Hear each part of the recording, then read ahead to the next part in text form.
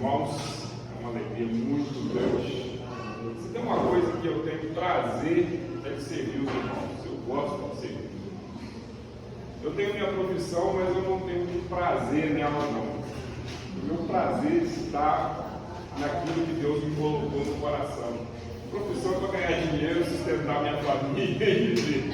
Agora o prazer de estar na presença dos irmãos e na presença de Deus, ele é maior, né? E nos motiva a trabalharmos juntos, de estarmos no céu, isso aí é motivador para nós. E eu trabalho aqui essa matéria de hermenêutica, e eu tenho pensado muito sobre ela, porque é uma matéria muito difícil, uma matéria que é complicada, né? Talvez eu me torne até um professor chato, ruim, por causa da minha matéria. Aí eu fico olhando assim, olha, professor de história, cadê ele? A minha esposa falando de história, não gostando de hermenêutica, porque a hermenêutica ela não é simples. A hermenêutica é necessária, mas ela tem algumas complicações. Mas nós estamos aqui para trabalhar o simples. Aquilo que é complicado, que vocês não estiverem alcançando entendimento, me procurem, nós vamos conversar. Se precisar dos outros professores, nós vamos recorrer. Se precisar do pastor Ilmar, eu recorro ao pastor Ilmar, estou recorrendo a ele direto mesmo. E a gente vai trabalhando para melhorar. Mas tem coisas que também estão ali, mas a gente deixa quietinho ali, né? Não é para agora, tem coisa que vai vir um entendimento mais para frente. Então nós vamos trabalhar o simples, aquilo que é útil no nosso dia a dia, como cristãos, como obreiros, como líderes, como pessoas que ajudam outros irmãos na caminhada. Então vamos dar importância àquilo que é útil. Amém? Eu passei uma lista de trabalhos lá no grupo, todo mundo se localizou lá com aquela lista de trabalhos. Amém? Então, quem viu? Quem não viu? Quem não viu a lista de trabalho? Não tem WhatsApp? Então depois nós vamos estar atualizando aí. Então tem a lista de trabalhos. Os trabalhos estão no livro. Não precisa de ir para a internet pesquisar nada, imprimir nada. O trabalho está no livro, vocês vão ler, vocês vão escrever. Aí no final vocês vão lá fazer uma conclusãozinha final com as palavras de vocês, com o entendimento de vocês, daquele material que vocês estudaram. Então bem simples. Quem tiver dificuldade para fazer, pode entrar em contato comigo, vamos estar conversando, melhorando. Quem puder sentar em grupo para fazer, estiver mais próximo de alguns irmãos que estão estudando no seminário e tiverem tempo para estudar em grupo, é ótimo, isso desenvolve o aprendizado e ameniza às vezes as tensões, né, com a matéria. Então, quem tiver essa oportunidade, esse privilégio, faça isso. Mas eu continuo à disposição dos irmãos, amém? Então nós estaremos tocando o barco. E desistir não pode, amém? Desistir não pode. Se você tem chamado, permaneça aqui até o final. Por quê? Deus te chamou, Deus te ofertou essa capacitação. Agora, nós como seres humanos, nós somos tendenciosos a desanimar fácil das coisas. Isso já é algo que está no ser humano. O ser humano já tem algo de não gostar de persistir. E nós temos um outro ponto, que é o diabo tentando parar a obra, parar o reino de Deus. Então nós temos duas influências negativas. Mas nós temos uma influência positiva que supera tudo, que é a presença do Espírito Santo em nós. Então aquele que tem a presença do Espírito Santo, está em comunhão com Ele, o Espírito Santo é o fator motivacional para nós. Então não desista, não pare. Nós professores, nós estamos lutando para simplificar ao máximo. O nosso material aqui é material de seminário grande, material de seminário de alta formação, de segundo grau para cima. Então, mas aqui a gente simplifica. A gente simplifica o máximo. A gente não quer que vocês fiquem perdidos. Nós queremos que vocês se achem dentro do material que estão estudando. Então vamos lá?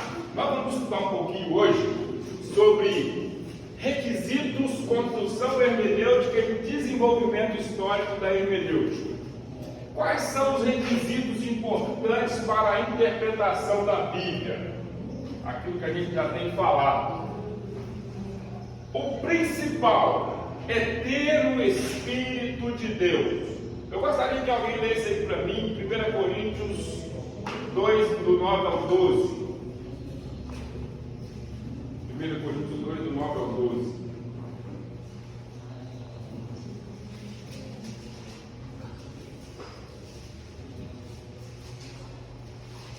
rápido no galope bíblico aí.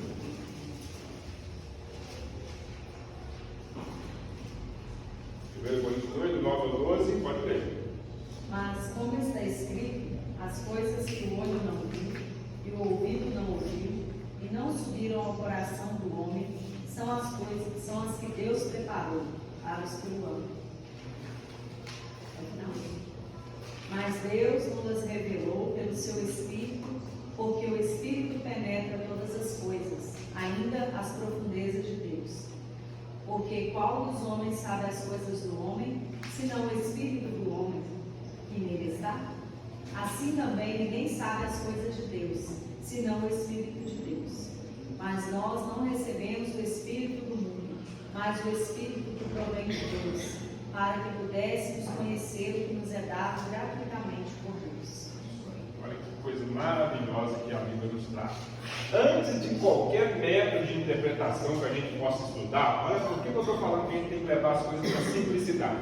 Antes de qualquer método de interpretação, nós vamos estudar vários métodos aqui. Antes de qualquer método, o que a Bíblia está dizendo? Que a revelação, ela vem de quem? Do Espírito Santo de Deus.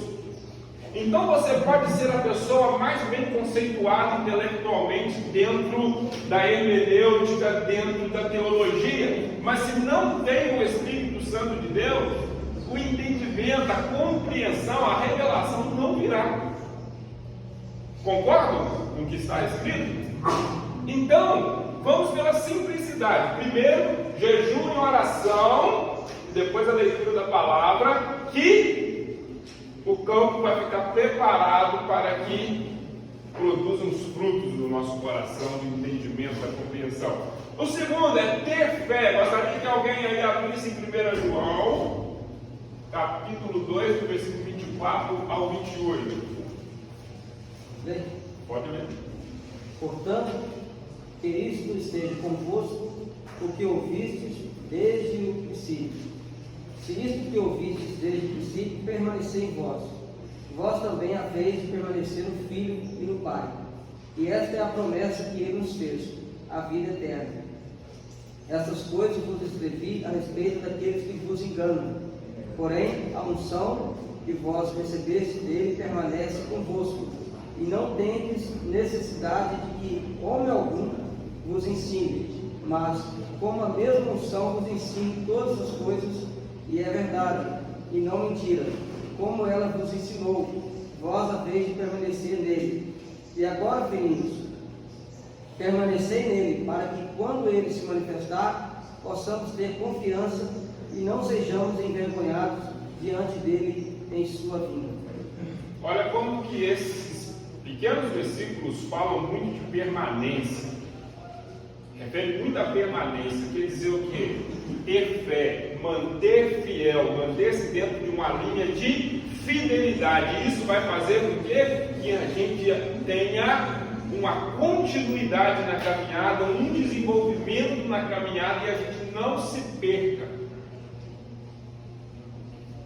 Então a presença do Espírito Santo, ela vai produzir em nós uma fé que vai trazer uma dinâmica de vida de permanência, de fidelidade. E isso vai levar com que alcançamos o quê? Compreensões daquilo que Deus tem para nós e para o grupo de pessoas que a gente está liderando, ministrando, acompanhando dentro do que Deus quer para essa área nesse tempo. Então, irmãos, olha só, essas coisas são coisas básicas. Isso não pode faltar. Você pode abandonar todos os métodos de interpretação. Ah, não quero saber de método de interpretação. Mas não abra mão dessas coisas aqui que são fundamentais. Outra parte, 2 Timóteo 3, 14 e 17. Nós vamos falar sobre harmonia, equilíbrio. Vamos lá. Quanto a você, permaneça na fé de Deus e em que acredita firmemente, sabendo de quem você o aprendeu. E desde a infância você conhece as sagradas letras que podem torná-lo para a salvação pela fé em Cristo Jesus. Toda a Escritura é inspirada por Deus e útil para crescer, para a repreensão, para a correção, para a educação na justiça, a fim de que o servo de Deus seja perfeito e perfeitamente habilitado para toda boa obra. Então nós estamos falando aqui de harmonia, de equilíbrio. O Você conhece a palavra, é fundamental, é importante. Agora você tem que se manter com equilíbrio. O que é equilíbrio? Não ficar perdendo nem para um lado nem para o outro. Vocês já viram gente que fica mudando de ideia a respeito das coisas da Bíblia?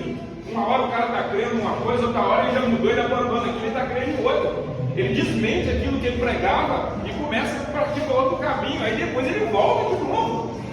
Eu conheço pastores assim, pregadores assim. Gente, é horrível, porque não inspira confiança em ninguém. Quem conhece essa pessoa não vai confiar na pregação dele. Vocês concordam comigo? E o apóstolo Paulo está chamando a atenção do Timóteo sobre isso. Mantenha equilíbrio, vá desenvolvendo paulatinamente, com o tempo, mas não mude, tenha origem, tenha fundamentos. Pode falar. O Senhor de Deus queria ministrar uma palavra do coração, fé, firmeza e foco. Nós não tivermos firmeza na mente, nosso coração, nosso trabalho, nossa vida, a gente não consegue alcançar. Isso é para a vida, né? Isso é para a vida. Isso aí é uma coisa que se o Espírito Santo despertou do irmão, nunca mais pode esquecer disso. É isso que vai manter o irmão com equilíbrio, com fidelidade. O momento vem derrubando tudo, mas mantém-se de pé, não cai. Então vamos lá. Tem alguém que quer falar mais alguma coisa? Eu estou indo falando aqui, mas quem quiser pode falar.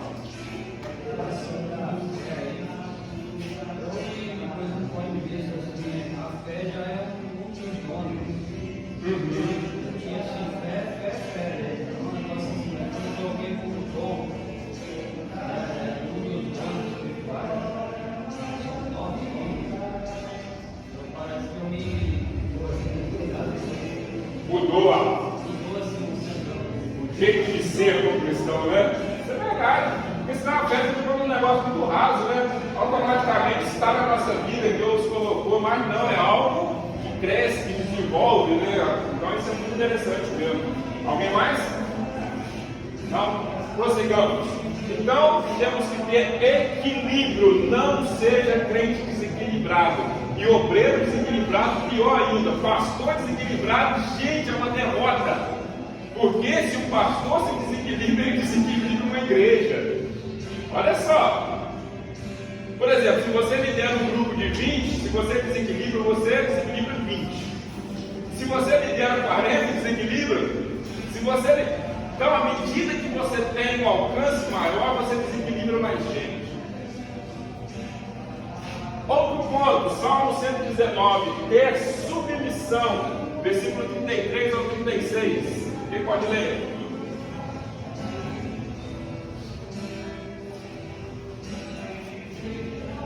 Ensina-me, Senhor, o caminho do seu decreto, me seguirei até o fim. Dá-me entendimento e guardarei o caminho, todo o coração direito.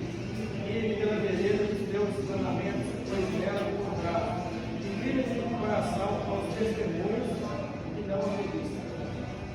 Então o salmista está dizendo o quê? A presença de Deus, na vida do servo de Deus, ela gera nele submissão, uma rendição a Deus. E o salmista diz: isso vai me fazer caminhar com firmeza, com segurança, com confiança. Você vai subir no culto para pregar, você vai diante de uma igreja para ministrar uma palestra, um estudo. Você não vai estar lá inseguro a respeito do que você vai falar. Você pode estar inseguro porque é normal ter insegurança em falar em público, ver muita gente. Às vezes você está acostumado a falar para 50, de repente você vai falar para 100, 200. Isso gera, né, emocionalmente. Mas intelectualmente,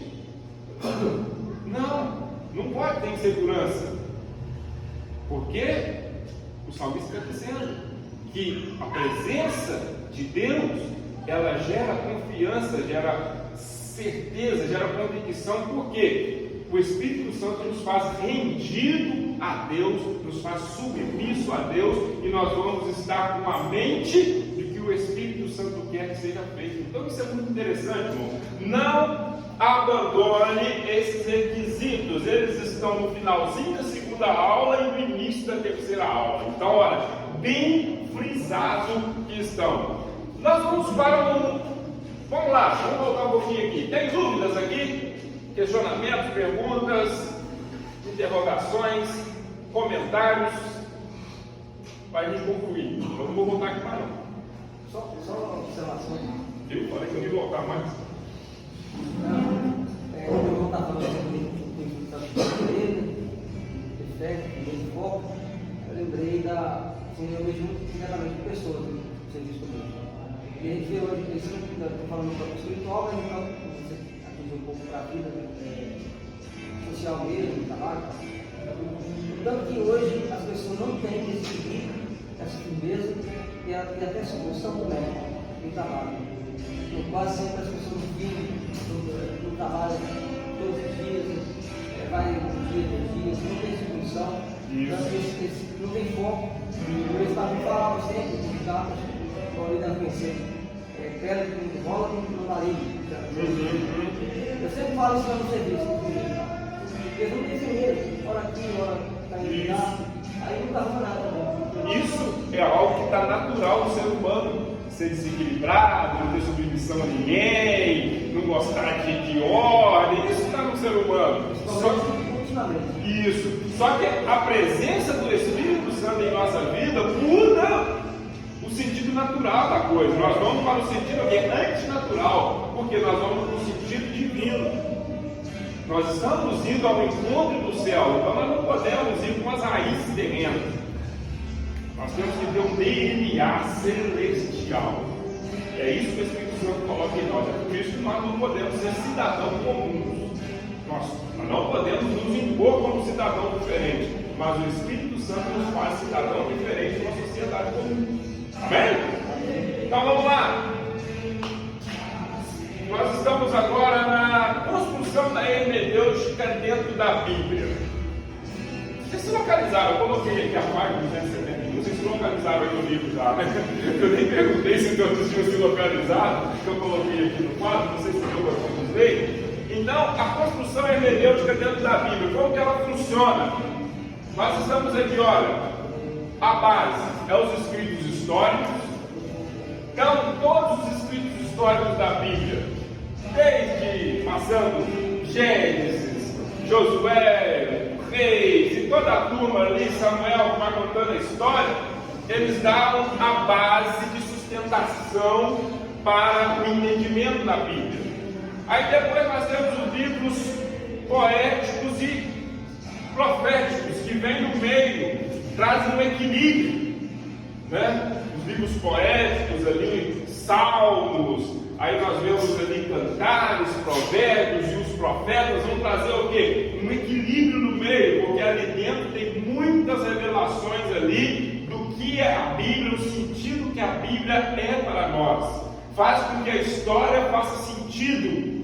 As profecias fazem sentido na história, porque começa lá com o pecado de Adão e Eva e consuma lá em Apocalipse com a volta de Jesus com todo esplendor e glória. Começa com o homem caindo e termina com o descendente de Eva voltando vitorioso sobre Satanás. Olha só, e esse conjunto vai estruturando. E o Novo Testamento, o que ele vem? Ele vem para dar sentido o restante.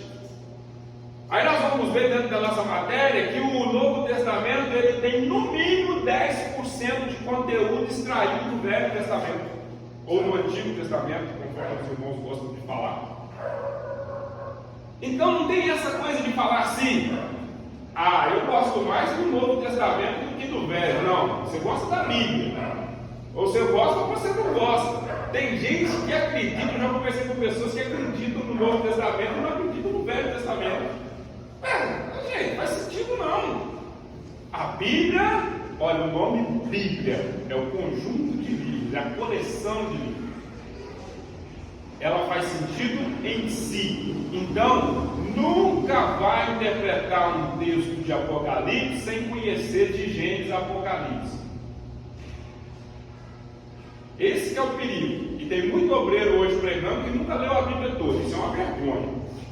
Isso é vergonha. Não tem tempo, que não tem tempo. Não existe desculpa. Quem não leu a Bíblia toda até hoje foi por falta de vergonha. Que tempo tem. Tem adolescentes lendo a Bíblia inteira, tem crianças lendo a Bíblia inteira. Aí o pregador da palavra não leu a Bíblia inteira. Tem que ler. conhecer de Gênesis a Apocalipse, porque a Bíblia interpreta a Bíblia. Um livro dá sentido ao outro, um livro dá dimensão ao outro. E se a gente não conhecer os livros, a gente pode cair no erro de isolar coisas e falar abobrinha, falar aquilo que não se deve ser falado. Então, se tem alguém aqui, tomara, nem vou perguntar. Se tem alguém aqui que não leu a Bíblia toda ainda, fica quietinho, vai para casa e começa hoje. Aí toda vez que alguém falar assim, você vai fazer, eu estou no propósito agora essa carapuça não serve para mim mais, eu estou no propósito. Irmão, não tem desculpa, alguém vai estar aí fazendo uma carinha feia, está falando pesado demais. Não tem isso aí. Se tem que lidar com esse livro, você tem que conhecer ele. Um comentarista de futebol, ele assiste um jogo bom e um jogo ruim, porque ele tem que comentar futebol. Ele assiste aqui, ele tem tudo. O médico, ele tem que ler, estudar como um advogado, gente. Porque o advogado, ele tem que destrinchar aquele livro de leis e tudo, explicações do... Aí o pregador da palavra, ele pode ler só aquilo que convém ele para pregar. Não, isso é mentira. Isso é obra do diabo para afastar os pregadores da verdade. O comentarista ainda estuda o contexto da vida do jogador também, né? Também conhece, para explicar algumas coisas tem que conhecer. Então nós precisamos o quê? Estar dentro dessa construção hermenêutica, conhecer desde os históricos, poéticos e proféticos e o Novo Testamento. Amém? Há um compromisso que planejamos bem a palavra da verdade. Nós ao gravar o Senhor levar à frente. Se nós não conhecemos, não vamos ver. Manejar bem a palavra, não é manejar bem Lucas, manejar bem Salmos, não, manejar a palavra. Quando foi trabalhar na lavoura, pegar uma passadeira, você nunca pôs a mão na hora. Você começar a passar, já você não tem. Porque sabe como uma linha dela é diferente, vai acabar o combustível e vai ser voltar.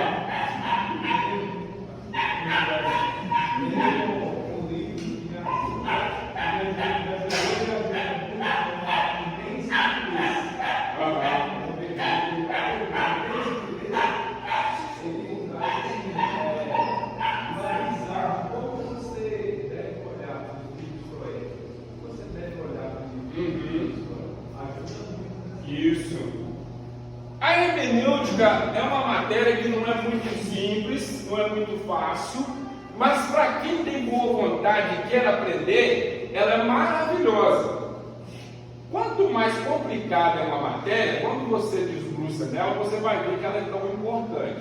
E a hermenêutica, ela tem a sua importância, e eu oriento os irmãos a saírem daqui e pesquisarem mais sobre isso que nós estamos estudando. Nós estamos dando fragmentos, com agulhas, coisas, porções pequenas, mas você pode chegar em sua casa e tirar tempo e pesquisar.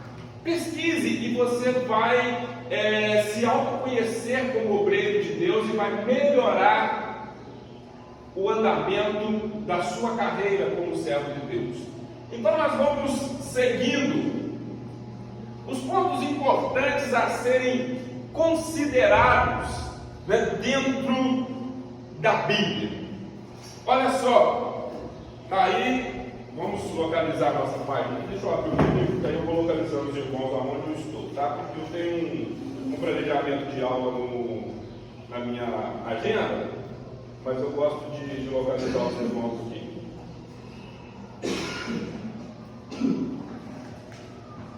Então vamos lá, nós estamos aí na página 271 ainda. A Bíblia é uma grande construção hermenêutica, né? Nós estávamos falando aí sobre essas bases de fundamento. Agora nós estamos aí alguns pontos importantes a serem considerados. A Escritura interpreta a própria Escritura, então quer dizer que a Bíblia explica a Bíblia. É por isso que tem que conhecer a Bíblia toda, porque ela se auto-explica. Você vai estar lendo Apocalipse, Jesus voltando com poder e glória. Mas se você não conhecer a promessa lá de Gênesis 3,15,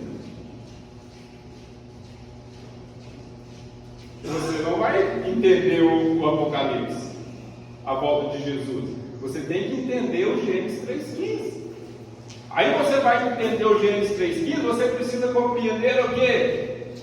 As outras profecias que falam a respeito da volta de Jesus com poder e glória. Aí você vai ter que conhecer o quê? Um pouquinho de Isaías, você vai ter que conhecer um pouquinho de Ezequiel, um pouquinho de Daniel, um pouquinho de Malaquias, você vai ter que conhecer um pouquinho de Zacarias, que fala de Jesus voltando com esplendor e glória. Então você vai ter que conhecer a Bíblia. Por quê? Bíblia interpreta a Bíblia, ela própria se interpreta. É por isso que a base da hermenêutica é: entre na leitura bíblica sem trazer nada de fora para dentro. Venha vazio para que ela te encha. Eu chego vazio diante da Bíblia e saio cheio. Eu não posso chegar com conteúdo e encaixá-lo dentro do contexto bíblico para depois eu formular ideias. Isso aí gera o quê? Coisa que nós já falamos aqui, gera heresias. E é um perigo que muitos estão correndo hoje, pregando heresias, porque esquecem que a Bíblia se auto-explica. Segundo ponto aí, a interpretação.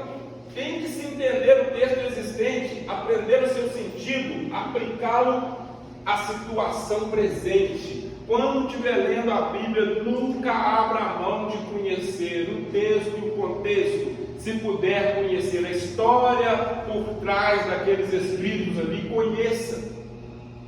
Conheça, porque tem muita coisa extra-bíblica que fundamenta o que você está lendo dentro da Bíblia. Você está lendo lá a história, vamos supor, de Davi enfrentando Golias. Não é mais simples possível. Mas hoje não se faz isso. As guerras hoje são entre exércitos. Por que era entre duelos? Aí você vai ter que entender o porquê que eles colocavam o duelista de um lado e o duelista do outro, para que você fale sobre o que aconteceu naquele cenário. Então nós temos o quê? Que buscar a compreensão do que está dentro da simplicidade do texto, conhecer aquilo ali. Hoje nós temos uma ferramenta fundamental, que é a internet, a informação atualizada, né? Hoje ninguém fica perdido nisso aí, clicou, abriu, você pesquisa, anota, mas toma cuidado para não ficar pregando pregação montada, porque quem tem preguiça é perigoso. O Espírito Santo quer te dar as pregações, quer te dar as revelações, as ministrações, então você não precisa. Se você quiser comprar esboço, eu te vendo. Eu te oriento não, mas se você quiser eu te vendo. Eu tenho um monte lá em casa lá, prontinho para ser vendido. Basta querer, qual o tema que você quer, está lá um monte. Mas orienta você o quê? Vá para o joelho e Deus vai te dar o que você precisa. De graça a Deus, de graça a Deus. Oi? De graça a Deus, de graça a Deus. De graça receber, de graça dar. Mas agora se você quer passar por caminho errado, eu vou vender. No caminho certo é de graça receber, de graça dar. Agora no caminho errado é vendido, é caro. Não é barato não. Cuidado para não confundir minhas brincadeiras. Eu gosto de brincar um pouquinho para dar uma relaxada, mas não vendo também não dou, não empresta. Eu ganhei para mim e você vai ganhar o seu. Agora, se você me procurar para te ajudar a desenvolver uma pregação que o Espírito Santo está te dando, vai ser o maior prazer. Celso, o Espírito Santo está me encaminhando aqui para isso aqui, mas eu estou meio perdido. Você me ajuda? Se eu tiver condição, eu vou te ajudar. Mas quando eu faço isso com alguns irmãos, de vez em quando eu faço isso com outros, pedindo ajuda. Pastor Ilmar, eu encosto dele de vez em quando lá. Está lá em Portugal, estou mandando mensagem. Pastor, me socorre aqui. Aí ele não está. Amém? Amém. Agora, só para não concluir a brincadeira, mas você fala na igreja lá que a Bíblia é um contexto. Tem igreja que não prega só o Velho Testamento, nós conhecemos ele muito, mas a Bíblia é um contexto. A gente não conhecer, como você está falando aí, Pode falar. no Velho Testamento, você fica perdido no Novo Testamento, aí você vê um monte de pregadores, eu conheço um monte de pregadores que sim, a Bíblia a gente acha que prega uma mensagem, e você está vendo que está pregando uma coisa. Está pregando a abobrinha e vai embora, né? No versículo fala uma mensagem. Isso, verdade, isso é o perigo, né? Ainda vai que já era, né? depois deixa eu voltar atrás. Outro ponto, tem que respeitar a cronologia. A Bíblia está em ordem cronológica? Qual é o livro que especifica para a gente que a Bíblia não está em ordem cronológica? Jó. O livro de Jó, ele é objetivo nisso. A história de Jó está onde? Lá no início, está lá nos patriarcas. Só que está lá no perto dos livros poéticos lá. Está perto do Levítico, né? Oi? Está perto mesmo. Ela está entre Gênesis e Êxodo ali naquela história. Muitos falam que ele foi contemporâneo de Jacó ou de Isaac. Aí outros falam que ele foi contemporâneo de Moisés. A gente não sabe com exatidão. Eu comprei uma Bíblia cronológica. Eu levei uns 2 anos para conseguir entender. Aquilo é um embaraço, mas é bom. É um embaraço. Bíblia cronológica é bom, mas é um embaraço. Eu quero o costume da gente, né? A gente vicia. Então, é importante entender cronologia. Por exemplo, o 2 Crônicas é o último livro cronológico do Velho Testamento. Só que na nossa Bíblia está Malaquias. Mas por quê? Porque coube estar assim, na hora de botar a ordem, de escrever, né? Ali os 70, né, que montaram a Septuaginta, né? A versão dos 70 foi montada dessa forma. E faz sentido. A gente lê a Bíblia, mesmo não estando cronológica, faz sentido. Só que alguns pontos é importante a gente saber a cronologia, saber o tempo que as coisas estão acontecendo. É saber o tempo. Por exemplo, a gente já sai de Malaquias e vai para Mateus. Parece que a coisa é instantânea de Malaquias para Mateus. Mas não. Termina o Velho Testamento, abre-se 400 anos de intervalo até começar. Então a cronologia é importante a gente conhecer. Quando você puder, invista em estudar um pouquinho de cronologia da Bíblia, para que você desenvolva mais o seu intelecto e vai melhorar mais as suas ministrações. Nós vamos aí para um outro ponto que chama assim: Antigo e o Novo Testamento, relação entre eles. Qual é a relação que tem entre eles, irmãos? Qual a relação que tem entre esses dois? Jesus usou o Antigo Testamento? Muito, não foi?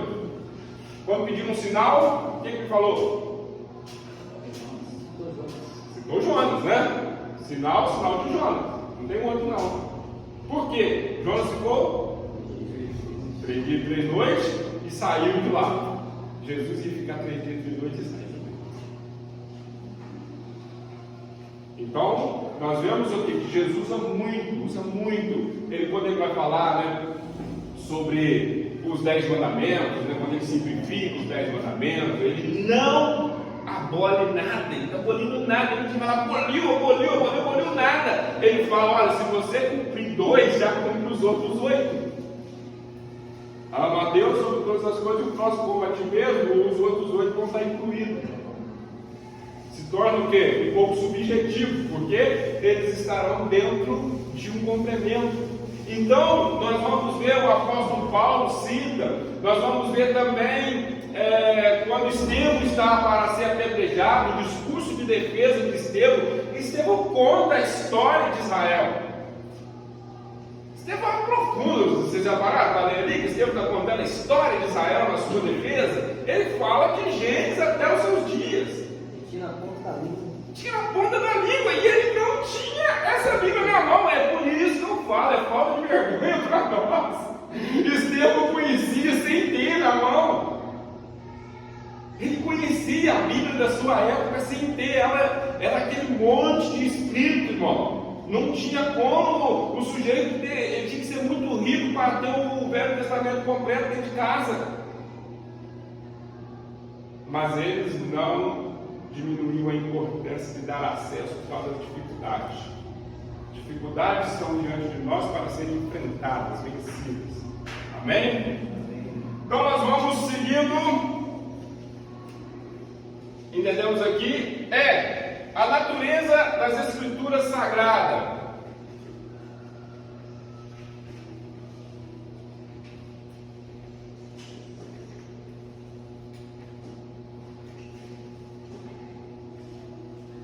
Na natureza. Nós vamos ver que a mensagem central da Bíblia qual é? Jesus está sendo dito em todos os livros da Bíblia? Nas entrelinhas, sim. Nas entrelinhas, sim. O nome de Jesus não está. Mas a mensagem está. Terminou o tempo? Eu peguei aqui. A mensagem está inserida de Gênesis a Apocalipse, mas o nome de Jesus não é citado. Né? Vários nomes é citado: o Filho do Homem, o Messias, e assim vai, o descendente da mulher, né? E vai ser citado, mas ele está de Gênesis a Apocalipse presente. O Redentor. Então nós vamos vendo que Jesus, ele é a natureza das Escrituras, a origem, o desenvolvimento, o centro das Escrituras é Cristo.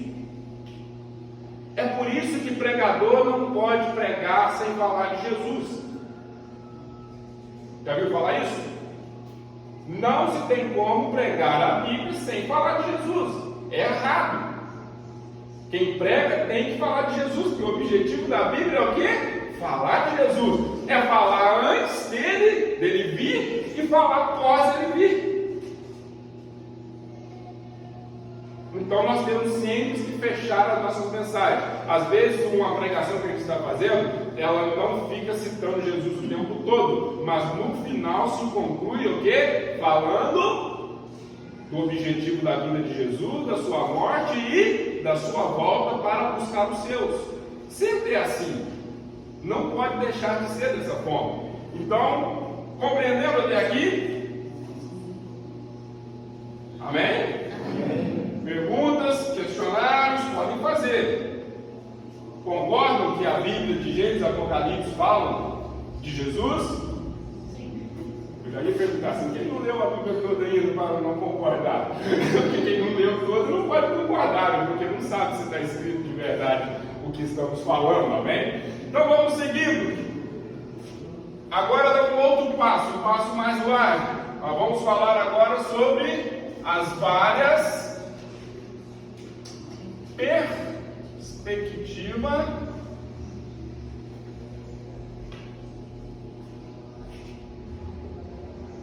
de interpretação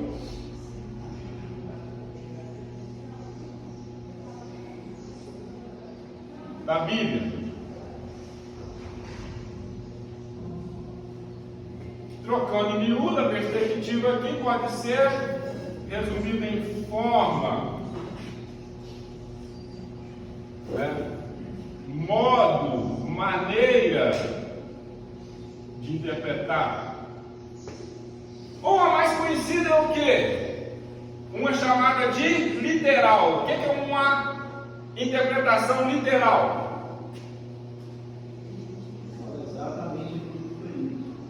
É exatamente aquilo que está ali escrito. É o famoso sem tirar e nem pôr, né? O que está escrito. Quem é a favor do literal aqui? Tirar e nem pôr. É aquilo que está ali, é o que vale. Esse é o método dos sermões expositivos. Você observaram que alguns tipos de pregadores leem sempre um texto e explica ele, depois aplica? Isso chama sermão expositivo. Quando vai versículo por versículo também. Versículo por versículo explicando e depois aplica ele.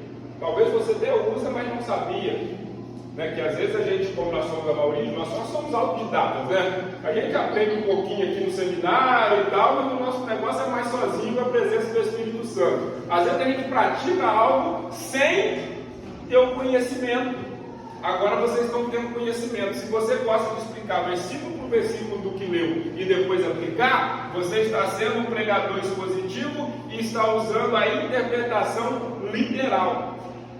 A gente é a favor da literalidade, mas quando é possível ser literal, né? Uhum. Então, uma vez você quer ser um alegórica, a interpretação alegórica, tem uma corrente grande de pregadores, de intérpretes da Bíblia, que interpretam ela da forma alegórica. O que é a forma alegórica? A forma alegórica é quando você lê algo e diz: não é simplesmente o que está sendo lido, tem algo escondido atrás disso aqui que precisa ser revelado.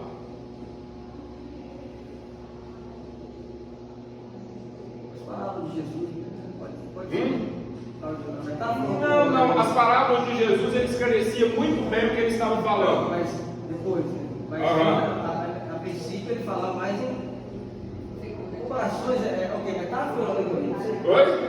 Não sei se isso aí. Não, a alegoria usa muita metáfora, né? Você pega, por exemplo, eu vou falar de algo aqui, mas eu não quero citar o nome do personagem principal, eu cito um outro nome. Isso se torna alegoria. Ou às vezes eu quero fazer igual o apóstolo Paulo, quando ele está falando lá em Gálatas, deixa eu ver aqui, Gálatas 4. O que fala lá em Gálatas 4? A partir do versículo 24. O apóstolo Paulo compara, pode abrir sua Bíblia aí nela. O apóstolo Paulo compara o quê? A escrava e a livre. A escrava e a livre. Ele chama a representação da escrava, da Agar, de Monte Sinai. Olha o que é uma alegoria. A alegoria é ele pegar, vou colocar aqui em cima, aqui, ó, Sinai. Aí você vai ler entendendo Sinai é o quê? Representação de Agar. Quer dizer, ele diz assim: olha, todos os que estavam ali naquela área eram escravos. Só que aí depois ele segue dando entendimento aqui de que os filhos de Sara são os livres. Então, Agar e Sinai ele coloca como escravidão. Quer dizer, aqueles que ficam na mão de Satanás. E ele coloca Sara como livre. Aqueles que estão em Cristo Jesus. Então você vai usar linguagens para explicar. Você vai tirar de dentro do texto, mas tem que ser algo com muita sabedoria, com muita capacitação e lucidez, para você não empregar uma pecha num personagem e depois, mais para frente, você vai pregar sobre aquele personagem e você vai ter que mudar. Pode falar, irmão. No caso, o Apocalipse também é considerado um livro alegórico. Tem alegorias, principalmente, né, quando vai falar, né, sobre as estrelas, né, ali fala sobre a mulher vestida de sol. Então tudo aquilo ali é alegoria. Só que nós estamos falando o quê? De interpretação alegórica da Bíblia. Uma coisa é a Bíblia ter alegoria, irmãos. A alegoria é importante, ela está na Bíblia, no Velho Testamento, e ela está no Novo. Por exemplo, vocês lembram daquela passagem lá em Juízes, quando eles procuram um personagem chamado Jotão para reinar? Aí ele conta uma história de um espinheiro que foi procurado pelas outras plantas para governá-lo. Ele falou: eu governo, mas vai sair um espinho de mim e vai atingir vocês todos. Aí o que ele estava querendo dizer? Eu não tenho condição de governar vocês. E eu não posso governar vocês porque eu vou prejudicá-los. Então ele estava usando o quê? Uma linguagem alegórica. E a gente usa alegoria quase todo dia. Quando a gente já contou uma história para alguém, mas a gente não quer citar o nome do santo, né? A gente usa alegoria. Tá assim. Às vezes alguém até pesca a alegoria e complica a vida da gente. E pesca mal, mas eu falei. Ele entendeu. Né? Mas aí a alegoria está. Vocês viram um vídeo que eu mandei falando sobre alegoria? Que o pregador, ele coloca... já está faltando espaço aqui. Ele coloca Sadraque, Mesaque e Abednego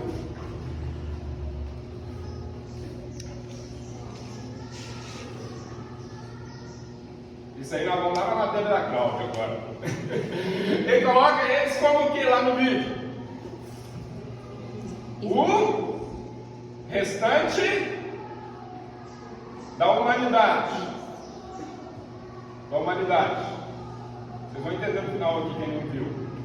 Ele coloca a estátua de Nabucodonosor como o quê? A besta. A besta. E ele coloca Daniel como? A igreja. A igreja. Aí o que ele diz? Daniel não estava presente ali na fornalha, por quê? Porque a igreja tinha sido tirada da grande tribulação e ele representava a igreja, então ele não podia ir para a fornalha. Sadraque e Mesaque representavam o restante. Todo mundo que ficou depois do arrebatamento da igreja, ele é um pré-tribulacionista, aquele pregador, se você viu o sentido da pregação dele, ele é pré-tribulacionista. Aí ele está dizendo, olha, Daniel representa a igreja, a estátua a besta, Sadraque e Mesaque representa o restante da humanidade que está sofrendo castigo por não ter dado ouvido ao Evangelho. Olha só, interessante, não é? Muito interessante. Só que agora, toda vez que esse camarada falar de Daniel, os ouvintes dele vão lembrar de quê? Igreja. É aí que está o perigo. O pastor Ilmar me ensinou isso. Um dia eu estava preparando uma pregação sobre Cantares de Salomão. Primeira vez que eu preguei sobre Cantares. E eu falei para o pastor, eu estou com a ideia de pregar e estou montando a mensagem assim, assado. Estou falando, eu, muito bem, estou concordando. Eu falei, Salomão vai representar Satanás. Ele falou assim, você pode até usar, mas toda vez que você pregar, as pessoas vão lembrar de Salomão como Satanás. Um representante de Satanás, um instrumento de Satanás. Aí eu fui, enchi do meu esqueminha lá, né? A revelação veio. Olha, foi uma das melhores mensagens que eu peguei até hoje. Ia ser uma desgraça. Se não fosse o pastor Ilmar, ia ser por isso, irmão. Não tenha vergonha de recorrer a um irmão na hora que você estiver montando seu sermão, sua palestra. Converse, dialogue. Se você tem um marido, a Ismael vai do Fidelis, olha lá que beleza. Estão dentro de casa, a Ismael está lá montando. Ô Fidelis, você acha que isso aqui cabe? Ô Fidelis, né? Alberto e Daiane, você que tem esposa, você que tem um amigo chegado na igreja, um irmão mais próximo, de confiança, professor do seminário, recorra. Quem ia falar? Tiago. Celso, sobre a referência que ele pastor fez sobre os 3 rapazes dentro da fornalha com a igreja, que tudo quer dizer? O restante da humanidade. O restante da humanidade ficou para a grande tribulação. Aqueles jovens, eles não sofreram dano algum. E essas pessoas que ficarem para a grande tribulação vão ser perseguidos, vão ser de todas as formas.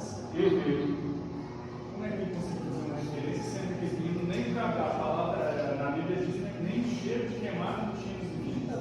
Provavelmente ele deve ter explicado a mensagem dele, que o fogo aí simbolizava as perseguições, né? Falando. Então, irmãos, olha só. Eu uso alegoria quando é necessário.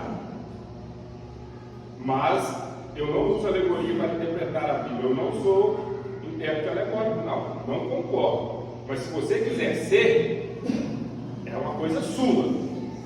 É uma coisa, se você quiser interpretar a Bíblia de Gênesis a Apocalipse com alegoria, é uma questão sua. Mas você vai correr esses perigos que o irmão colocou ali. Os questionamentos depois do culto. Vai vir aquele mais curioso e vai te chamar para aí. Como é que explica isso aqui, irmão? Irmão, é porque ali dentro do contexto da pregação, né, e tal, aí tu vai ter que usar desculpa, porque não tem explicação. Você tem que sustentar. Você tem que sustentar. Então, quando se há uma alegoria, ela se sustenta do início ao fim dentro da Bíblia. Por exemplo, tem alguma coisa difícil de entender na alegoria de Paulo com respeito a Sinai, Agar, escravidão, né? Aí Sara e os livros? Não tem.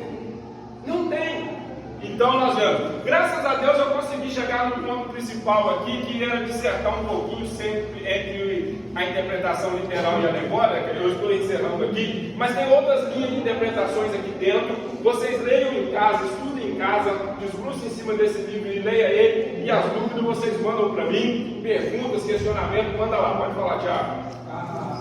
A aplicação pessoal, ela pode ser considerada como adequada? Olha, não. A aplicação pessoal é você ler e trazer o que você está lendo para você. Às vezes funciona muito bem, mas não é toda vez que você vai estar lendo um texto que vai ter algo para você. Então tem que ter, Tiago, na questão da aplicação pessoal, uma comunhão muito grande com o Espírito Santo para discernir se a palavra que você está lendo é para você. Por exemplo, tem uma igreja por aí que eles usam aquele negócio de escolher texto. Abrir a Bíblia onde cair a revelação. Judas foi lá e vendeu Jesus e saiu para se enforcar. Pai, tu faz o mesmo? E aí? O que aquilo ali vai servir para o sujeito? É uma revelação para ele? Aí o cara está lá buscando algo. Ah, Saúl desobedeceu lá a palavra de Samuel. O cara vai aplicar aquilo para ele de qualquer maneira?